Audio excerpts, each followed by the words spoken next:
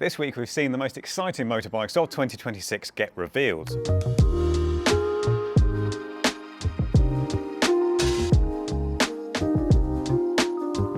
So yeah, if you keep an eye on motorbike social media at all, you'll have seen all sorts of new bikes flying around. It's because it's EICMA. Don't ask me what it stands for. It's something Italian, which is this.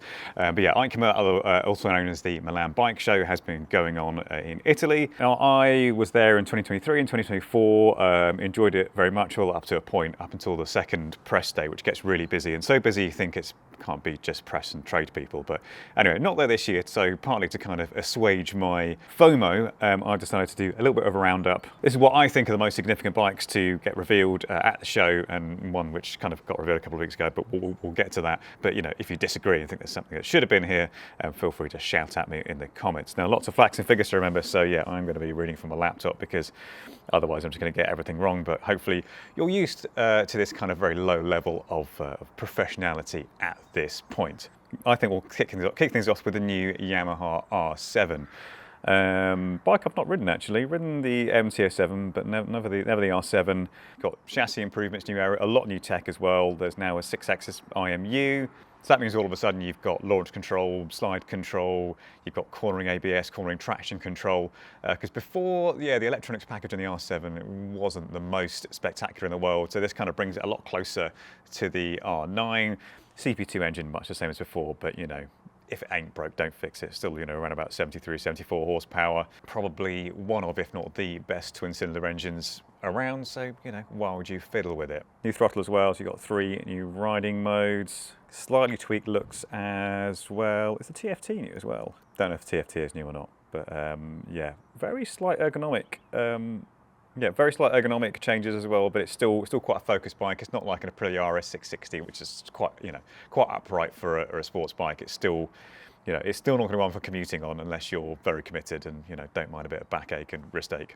And yeah, if people who are already annoyed about the name R7 being used are going to be even more annoyed that they've got like an R7 style livery, I don't care about any of this. I think it looks fantastic, frankly. And you know, if you are bothered about the name being used, what else would you call it? I mean, it's based on an MT-07, so R7 kind of makes sense. I'm not bothered. I think they look great. Still think the anniversary colours of the pre-update one look better.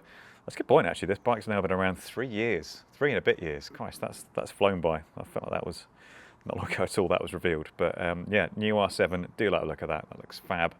Now, here's one which I don't think has gotten enough recognition, really. I've seen all sorts of videos about the Yamaha and the other bikes we've spoken about today, but I don't think I've yet seen anything about this, the BSA Thunderbolt. Now, BSA have been on a bit of a roll recently. We had the Bantam, which is a super cheap alternative to the Honda GB350 S. But this looks fantastic. So it's a little mini adventure bike. We've got the press release. We have a 344cc single cylinder water-cooled engine. Not massively powerful, about 30 horsepower, about 20 pound-foot of torque, 15.5 litre fuel tank. But look at that. You don't see like little sort of mini adventure bikes like this that still have a 21-inch front wheel. So that's good. Ground clearance looks great. Yeah, you've still got good seat height of 815mm, 200mm of travel at the front, 180mm of travel at the back. Should weigh around about 185 kilos. So having just been on a trip to the Trans-Euro Trail on a XTZ Tenere 660, which is quite a heavy bike, and dropped it a few times. The idea of a kind of a little mini adventure bike like that, I find really appealing. Now, we don't know how much it's going to cost yet, but I mean, based on stuff like the Bantam, I think this is going to be super cheap. Certainly a lot more affordable than the other kind of 400-ish cc little mini adventure bike that we're going to look at in a bit. Yeah, apparently going to hit the market 2026. BSA says it will thrive on every kind of terrain, from city streets to gravel tracks, through rain, mud and dust. It looks really cool as well. Can't see what the tyres are. They look fairly chunky, but obviously that doesn't necessarily mean that's what you're going to get on the actual production model. But yeah, obviously 21-inch, 17-inch rear, plenty of availability. You can put something chunky, put like Bridgestone X41s in it or something. That would be mega. Teased it earlier, but for a more bougie option, you've got the F450 GS from BMW. Last year, when I was there with visor down, I had a look around the prototype concept version of this, and really this looks it looks the same. Yeah, I don't think much has changed at all, other than kind of, number plate and indicators and all the rest of it. Only 19-inch front wheel on this one, but yeah, 450 GS. You might think that's going to be like a big single, but it's not. It's actually a little twin. It's not a 270 crank, 135-degree offset, so not 270, but not the usual 180 either. Yeah, unique in the motorcycle market, this engine features a crankshaft with crank pins offset 135 degrees, and in conjunction with a single balancer shaft sets a technical exclamation mark. This design features a characterful, emotive ride while simultaneously reducing unwanted vibrations to an exceptionally low level. I can't actually imagine what that's going to sound like. Intrigued by that. I don't think there's actually any sort of footage of this running yet. 14-litre fuel tank, only single front disc, but I don't think it's mega heavy. How heavy is it? Bigger engine than that BSA, but actually a little bit lighter, 178 kilos, 48 horsepower, so yeah, it's bang up to the A2 limit, so you can ride an A2 license should you wish. But even though it's kind of, the baby of the GS range, you still get a lovely 6.5-inch TFT. And yeah, if it's anything like the one on the concept that I looked at last year, it'll be the same, really. That's actually really nice, very plush, very cool display. So yeah, you got the basic is 6,990 and exclusive is 7,290. Sport is 7,440 and a trophy is 7,760. Oh, that's the other thing actually, which probably the most important thing, which I've nearly forgotten. Yeah, easy ride clutch. Technical highlight: further development of a centrifugal clutch. So it eliminates the need to manually operate the clutch lever while riding. Applies to all situations from starting off and changing gears to demanding off-road manoeuvres. Yeah, so to get all that for that price actually seems pretty good, because that clutch is going to make your life a lot easier riding off-road. That's really cool. Not terribly expensive, but it's a BMW. There are going to be some options to further inflate that price, no doubt. Now, this is one that was actually revealed pre-EICMA, but obviously it's there for you to see if you are going. It's the Triumph Trident 800. Now, yeah, I rode the 660 a few years ago. Always liked it, but I think there's something with that 660 engine. It kind of always feels like a bit of a poor relation to everything else in the range. They really, Triumph really kind of got a lot more out of it in the Daytona, which has individual throttle bodies and other bits and pieces. I kind of hope they'll put that in the Trident. What they've done instead, which I think is better, is do some updates to the Trident, keep it pretty cheap, the 660, and then instead you've got this 800, which lo and behold has the engine from the Tiger Sport 800, because sharing is caring. So suddenly you've got a lot more power, yeah, 115 horsepower. As far as I know, we don't have prices for this yet, but yeah, I'd imagine it would come somewhere between, 9,195. So really, I mean, if you're in the market for a street triple and you don't really like the looks of the street triple, because they are, a little bit divisive. Yeah, I think this looks better for me. I think, that kind of retro style, it looks quite a lot beefier as well than the 660, which, yeah, I don't know, always felt it looks a little bit dinky. This looks better. I think the riding position is a little bit different as well. So, yeah, hopefully will be more suitable for bigger riders as well, because, yeah, if you're really big on that little 660, it's not the best, but yeah. I think this is still pretty accessible, actually. 810mm seat height, show of forks.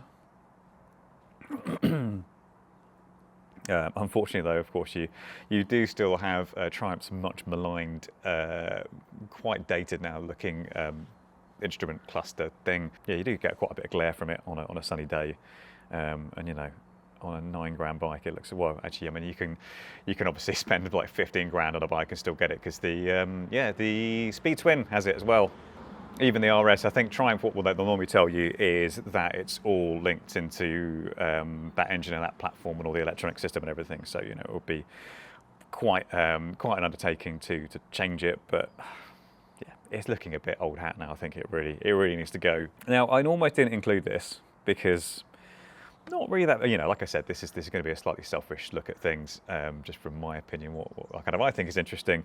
And I'm not really that big on inline four stuff, but at the same time, this new Honda CB1000 GT, so it's basically, yeah, a tall rounder version of the CB1000 Hornet, does actually look really interesting. And, it's based on the price of the regular CB1000 Hornet. That's going to be very affordable. Now, I think, yeah, almost didn't include it, not just because inline fours don't really float my boat, but also what I really want Honda to make is a kind of more upright, tall, rounder version of the CB750 Hornet, something that kind of sits in between the Transalp and this, or just like a more road-focused Transalp, because it's got a big 21-inch wheel, but it's not really the most kind of traily thing in the world. So yeah, some sort of upright Honda that's kind of more road focused, that has that that parallel twin, because I think that parallel twin is mega. But for now, instead, we do have the CB1000 GT, and yeah, much like the CB1000, same engine, so it's a engine from a 2017 Fireblade. Yeah, it comes with all sorts of stuff. So you get a 5-way adjustable screen, rear panniers, cruise control, heated grips, knuckle guards. Yeah, decent amount of electronics as well. 6-axis IMU, so you've got cornering ABS. I'd imagine cornering traction control as well.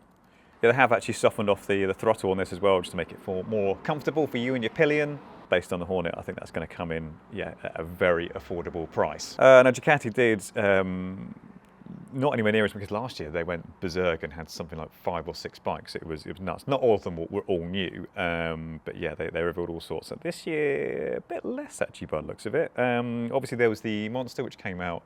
That was a good few weeks before EICMA actually. So I think we're kind of all over that now. Or it's, as you'd expect, they've put the new V2 engine in there, and yeah, surprise, surprise, that's happened with the Hypermotard as well. But obviously that engine basically forms a part of the structure, so it doesn't just mean it's a new engine, it's basically an entire new bike. Yeah, with the engine used as a stressed member. So yeah, sadly no more trellis frame, but you do at least get a trellis subframe, so it kind of still looks a little bit like the old one. Obviously it's still, it's still very recognizable as a Hypermotard. It still looks designed to do very naughty things. But yeah, that bike around that engine, so I've tried that engine a couple of bikes now on the Multistrada V2 and the Panigale V2. I think it's a fabulous engine, so I think in this it's going to be a bit of a riot, but just when you're pootling around normally, a whole lot smoother, because that Testa Stretta it's a lumpy old thing at low revs. But that is now, I think that's now, yeah, all the old Testa Stretta bikes replaced, so sad times. I've got my Testa Stretta bike there, my 950, some in the background of my messy garage. I have just moved, there's some sorting to do still. But yeah, I do love the Testa Stretta, but it's not the smoothest thing at low revs, and obviously, modern emissions rules and all the rest of it. So you've got a choice of two. There's a standard model and there's the SP. Standard model has 46mm Kaiba forks. They were Brembo M4s. Upgrade to the SP, and that switched to Öhlins. I think it's Öhlins actually. A Swedish person once told me it was Öhlins. A Swedish man from Polestar, so I trust him. Öhlins, there you go. Öhlins, yeah, 48mm fork, NIX 30 fork, and an STX 46 shock. And then you get Brembo M50s on that. Yeah, the SP is also slightly lighter. It's 177 kilos instead of 180. You're getting that weight saving from yeah, lighter wheels, lithium-ion battery, and yeah, you can add a track only, or not track only if you want to be naughty about it, Termagone exhaust that yeah, shaves an extra 4.5 kilo. Also gives you an extra 4 horsepower. But yeah, I bet that's going to be many thousands of pounds. And as I've covered in a separate video as well, there's the new Nortons. I think, well, from those we'll probably pick the V4. Yeah, it's the Manx, which is the headline grabber of that. 206 horsepower V4. It's supposed to be sort of all, aimed at road riding rather than track, which is kind of funny for a 200 horsepower bike, but I get it.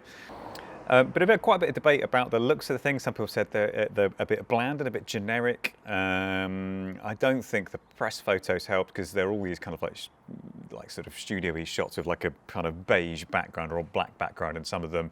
I think it'd be good to have seen the bike out and about, and but I'm sure there are reasons why they went for those shots. I mean, I don't know, it could have been sort of bike like prototype availability or whatever. But yeah, I don't think they did it very justice. But from the shots I've seen of it at EICMA, the B-roll video as well, I think it's a fabulous looking bike. I particularly like this kind of, yeah, those 80s touches, like the kind of little slats and vents, whatever you want to call them. It's a very cool looking bike. It's going to be a very expensive bike, I would imagine. But yeah, there's also obviously the Manx. This is the Manx R I'm talking about. But yeah, there's just the standard Manx as well, which is the naked version. I don't think that looks as good. Something about that just doesn't, yeah, Kind of reminds me of that Honda electric bike concept in terms of its proportions. Yeah, anyway. New time for Norton. Will it work? I mean, who knows? I mean, this is a company that's gone bankrupt. I think if you go by Ryan F9's count, it was 10. He's done a great video on how many times they've gone bankrupt. But who knows? Maybe it's 11th time the charm. So those are my picks from the show. You know, if you think there's something that I should have put in there, you know, again, like I said, you could shout at me in the comments. But yeah, in my humble opinion, those are the ones that I think are worth looking at. Some other bits as well. So Honda did, Honda obviously they've got their V3R compressor V3 bonkers thing. I say compressor. I mean, I guess it's basically like an electrically driven supercharger, but yeah, they call it an e-compressor. It's supposed to give the punch of a 1200, but from a 900.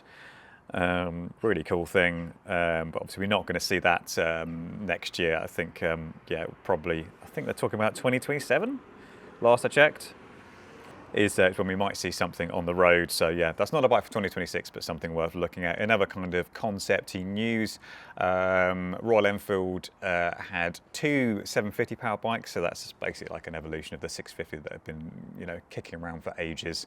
So it's a large version of that, which they're putting in a Himalayan as well. So yeah, but still looks to be, you know, old school, air-cooled, but yeah, just a bit more punch, which is good, because I think yeah, it'd be nice to have something that's not like, you know, on the A2 limit. Something a bit more power from Enfield would be good. But yeah, they had two. So the Himalayan, and then there was a Continental GT with a cool little bikini fairing as well. Another little side note was Bender. I think the name is interesting still.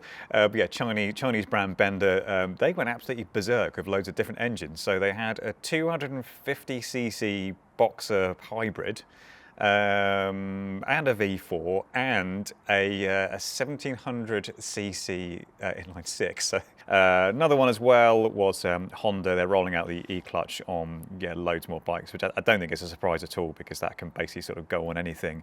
One of them is the CB 750 Hornet, which that actually, yeah, with the e-clutch might be quite cool. So which of those six interest you the most? Was there something else that I haven't mentioned that interested you more? Let me know in the comments. Are you going to buy any of these bikes? And yeah, but anyway, please do like the video and subscribe, because it really does help. And the bell icon, tickle it, just give it a good tickle. And yeah, I'll see you again next time, hopefully actually riding something, not just being sat down with a laptop.